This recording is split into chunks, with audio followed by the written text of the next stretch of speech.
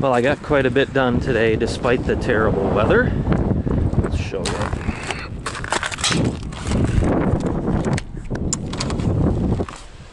So,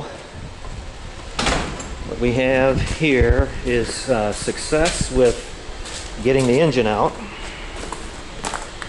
Really not that bad of a deal. The hardest part, I would say, was lifting it out. You can kind of see it looks kind of lonely without that. And then with the engine stand, this is the K&L MC25. I will say that I buggered up one bolt when I first mounted the engine, because I mounted it while the engine was on the bench and then flipped the stand up. I forgot to compensate for the spacers that are welded into the frame. And what happened is I ran through the bolt, through the jam nut, and stripped the bolt with the jam nut stuck.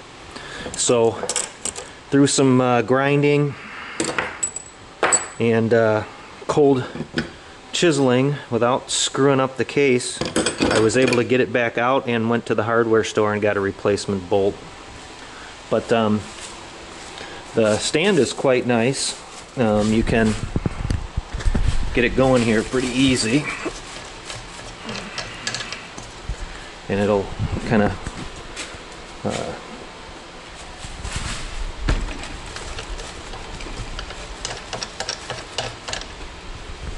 you can see how it swivels.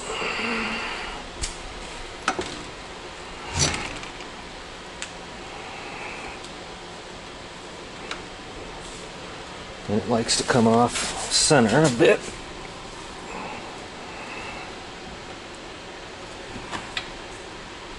To get the idea, and it will lock in there then. Oh, we got some oil leaking out from the case. We don't want that.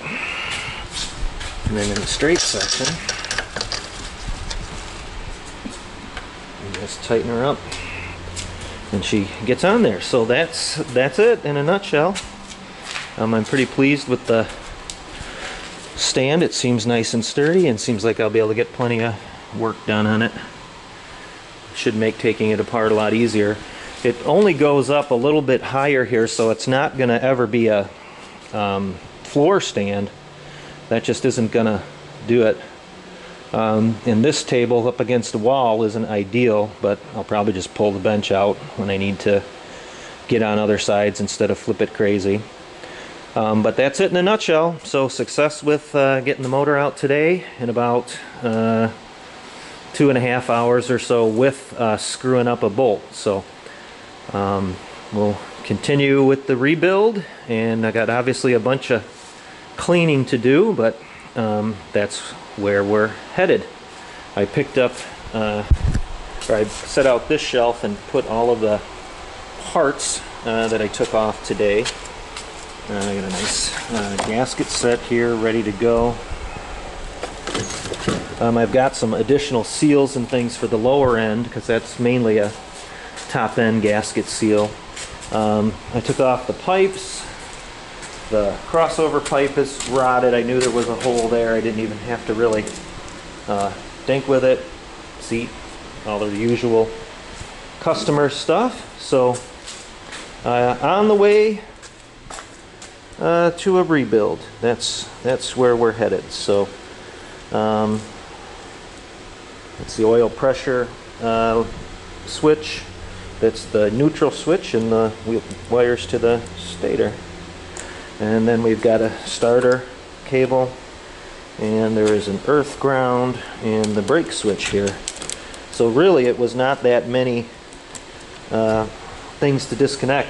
The hardest part of the entire thing is getting those damn 550 carburetors on and off. I managed not to damage the boots in with this air box, but talk about a tight fit. Really is a pain in the ass. Much worse than the 650. But in any event, that's the video for tonight.